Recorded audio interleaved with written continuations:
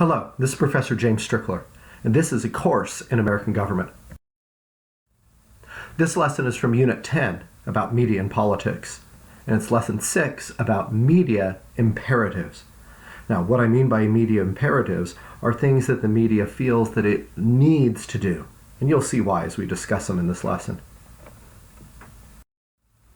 In this lesson, you'll learn about the profit motive, you'll learn about horse race coverage, you'll learn about media events, about photo ops, and about sound bites. In this unit, we've been learning about the mass media: newspapers, magazines, books, films, radio, television, websites, and social media. Now, with a few exceptions, generally all these various forms of mass media have a common purpose. Now, you may think that that common purpose is to inform the public or something like that. No, that isn't it. The common purpose of mass media is the profit motive. The profit motive is the idea that media outlets have to make a profit. That's certainly true here in the United States of America. Now, there are some countries in the world where the mass media is supported by the government. We call it state-sponsored media. That is generally not the case in the United States. Now, there are a few exceptions. For example, the public broadcasting system, the television network, PBS, it receives some support from the national government. National Public Radio receives some support from the government. But even they get most of their support from other places. And certainly more mainstream, commonly recognized media outlets like CNN or ABC News or something like that, they get all their money from turning a profit as a business. Well, this profit motive then requires the businesses to attract an audience, and then they have to keep that audience interested. That's how they're going to make money and be able to stay in business. Well, what are they going to do to attract an audience and keep that audience interested? The mass media will emphasize controversy, conflict, and competition as a way to get people to watch. Those are the kind of things we want to see. We sometimes complain that the media doesn't talk in depth about political issues for us. They don't really explain what the candidates' positions are and things like that. Instead, they spend all their time talking about the latest controversy. Well, the reason is because that's what we want to hear, that's what we want to watch, that's what we desire as consumers of media. If they don't give us this, then we turn them off and they don't make money. So if you want to complain about media coverage, lots of times, the thing you have to do is point a finger at yourself and say, well, wait a minute. What am I actually turning on? What am I giving them a reason to put on the air for me?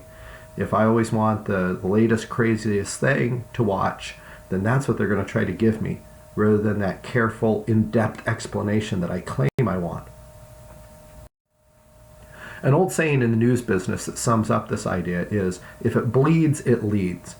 Now, what is meant by this, that when we talk about leading, is the thing that's going to be on the front page of the newspaper or at the beginning of the newscast, the thing that's going to catch people's attention and get them to then commit to this media source, to watching the rest of the program, buying the newspaper, whatever it is.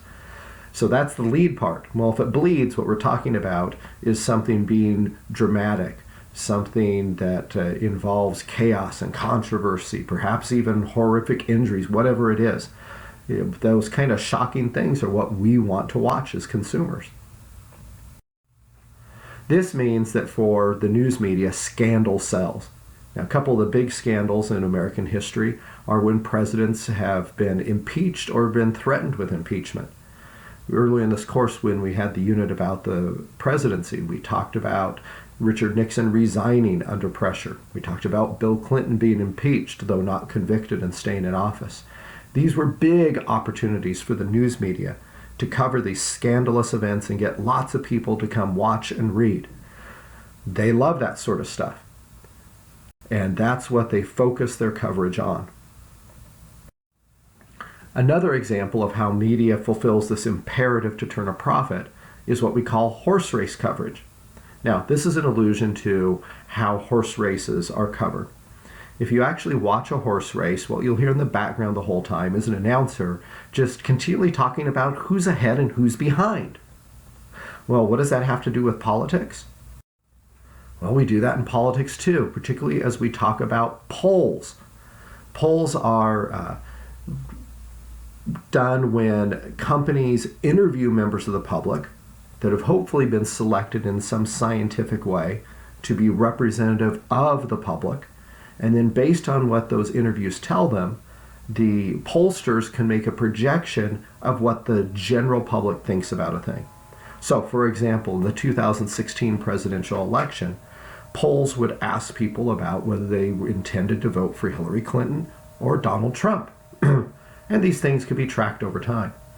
Well, people like to listen to that, and so the media focuses on it a lot. Many times newscasts would open up with a reference to the latest poll showing Hillary Clinton ahead by a certain amount or Donald Trump catching up or whatever it was. So horse race coverage is essentially treating the political contest like a sporting event. It's like talking about the score at a given moment. That's what the polls are.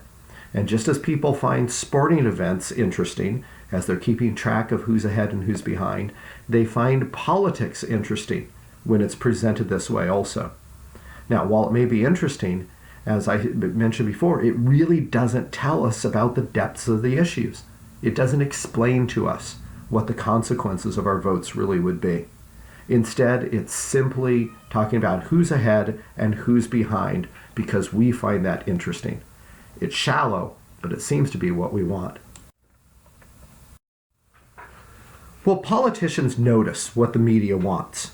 They understand that the media wants conflict and scandal and controversy. Well, they may not want to exactly give the media scandal, okay? But they do realize that they can help the media see them as interesting so that the viewers will find them interesting also.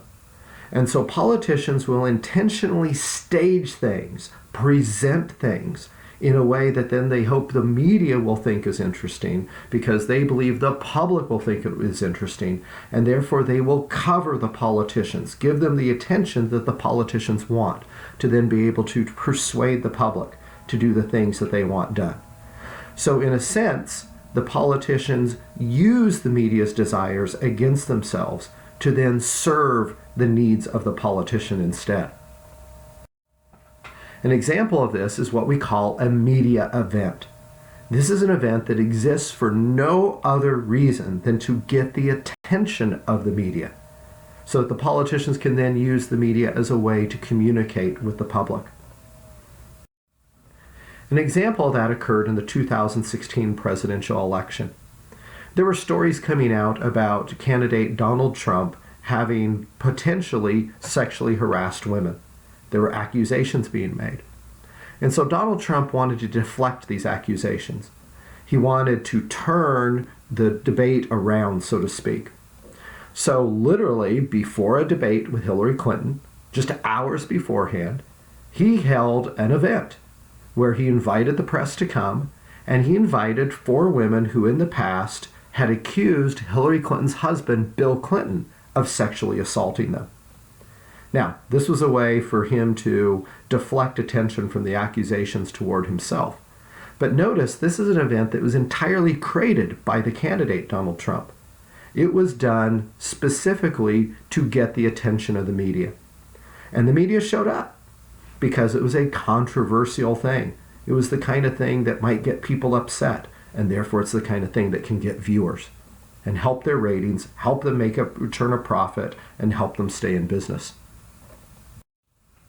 Another example of a media event occurred when George W. Bush was president.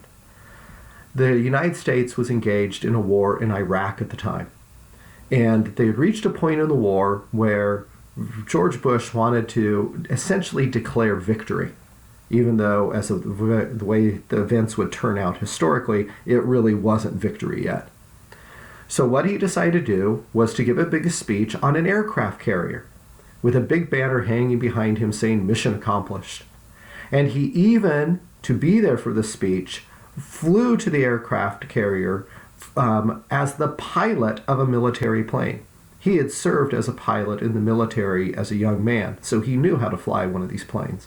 So he flew in piloting a military aircraft, landed on the aircraft carrier, and then gave a speech there as the President of the United States. This got a lot of attention. Now, in a sense, this backfired on him because he was declaring victory in a war that turned out not to be over yet. So sometimes these media events staged by the politicians to serve their needs don't turn out the way they wanted them to. Another example of politicians trying to use the media to their advantage is something called the photo op, which is short for photographic opportunity. This is another kind of event planned by politicians where they want to present a certain image. Essentially, they're setting up a situation to give the media the opportunity to take pictures of them, but in a setting of their choosing, to present the kind of image that they want to present to the public. An example of that occurred during the 1988 presidential campaign, when Michael Dukakis, the candidate of the Democratic Party, had been accused of being weak on military issues. So he wanted to present himself in a stronger light. So he set up a photo opportunity of him driving around in a tank. Well, this is one of these occasions where it backfired. Rather than him looking strong, he actually looked kind of silly, standing up there in the tank with the helmet on his head, wearing a suit. And so while he thought that it would work to improve his image with the public, it actually didn't. Another example of this sort of thing occurred when his opponent, George H.W. Bush, who was the president at the time, went to a demonstration at a supermarket of scanner technology. Now, this is something that most of the general public was familiar with. It was already appearing in stores at this time. It was already commonly in use. Common people knew how these things worked. But George Bush was fascinated by it, like he had never seen such a thing before. And when people, including the reporters, saw him so amazed by the scanner technology, they ended up taking this as a sign that he was detached from reality, that he didn't know what the common people were like. So he went into this event and invited the reporters to come and take pictures of him as a way to show that he was in touch with what was happening in the world. But it ended up showing just the opposite. Because the media, again, they have an incentive to present things as conflict and controversy. So they go in there and they think, oh, this story isn't exciting this way, but we can make it exciting by talking about how George Bush just doesn't get it. A final example of politicians making use of the media to get their message out the way they want is the soundbite. The soundbite is a short, interesting statement that they make that is designed for the media to report it. Politicians oftentimes give lengthy, boring speeches, but they intentionally try to place in their speeches at least a few short phrases that they think, okay, this is the kind of thing that the media can then cut out of my speech to then go present to the public to get my message across. It's the kind of thing that the media wants. They don't want to play a 40-minute speech on the news, but they do happily want to play a 15-second clip that will give people a flavor of what was talked about. But they want that short little clip to be interesting. So some examples of politicians successfully accomplishing this can be seen in, first of all, during the first inaugural address of President Franklin Roosevelt, him saying that the only thing we have to fear is fear itself. This has been a commonly paraphrased saying ever since. He said this as the country was in the throes of the Great Depression, and many people were frightened about what the future would hold. And so him giving them this encouraging statement that we really don't have anything to fear was effective at the time. And it was such a clever phrase that it's continued to be repeated down through history since. Another example of effective soundbite was during the inaugural speech of John F. Kennedy, when he said that we shouldn't ask what our country can do for us, but ask what we can do for our country. Again, this clever phrase has been passed down through history. It's another commonly known soundbite from a president that it got across one of his basic messages of his speech in a very concise and interesting way. Final example of an effective soundbite was from Ronald Reagan when he was president. This was at the height of the Cold War, when the United States was essentially in a battle for world domination with the Soviet Union. The leader of the Soviet Union was a guy named Mikhail Gorbachev. And one of the features of the Cold War was that the country of Germany had been divided in half between the West, which was allied with the United States, and East Germany, a communist country allied with the Soviet Union. And there was a wall built between them, right down through the middle of the city of Berlin. Well, President Reagan went and stood in front of a gate through that wall, and he called to the president of the Soviet Union to tear down this wall. This was such a bold statement that it got lots of attention, and thus people became aware of the message that President Reagan was trying to send at that time. So now, let's review what we learned in this lesson. What is the primary purpose of the American mass media? Is it to inform the public? Is it to control and check government power? Is it to make a profit? Or is it to record history for future generations? The primary purpose of the American mass media is to make money. What does horse race coverage concern? Is it about candidates' qualifications? Is it about who's ahead or behind in the polls? Is it about who gets a story first in the media? Or is it about who in the media spends the most money? Horse race coverage is about who is leading in the polls in political contests. What is a media event? Is it an event staged for the media? Is it competition among the media? Is it some sort of media conference? Or is it an event created by the media? A media event is an event staged for the media. It's where somebody wants to get the attention of the media and they set something up intentionally to get that attention. What is a photo op? Is it an edited photograph? Is it a negative image? Is it a planned image or a failed media event? A photo op is a planned image. Now what we mean by that is the politician is intentionally setting up something to get photographed in a way that will present the image they want presented. Although sometimes it backfires, like in the example of Michael Dukakis in The Tank. What is a soundbite? Is it a short, interesting statement? Is it a protest technique? Is it a disruption of a media event? Or is it a candidate insulting another candidate? A soundbite is a short, interesting statement that is created by a politician intentionally trying to get the media to then pass that statement on to the general public. All right, that finishes this lesson. The next lesson is also from Unit 10. It's Lesson 7. It's about media power.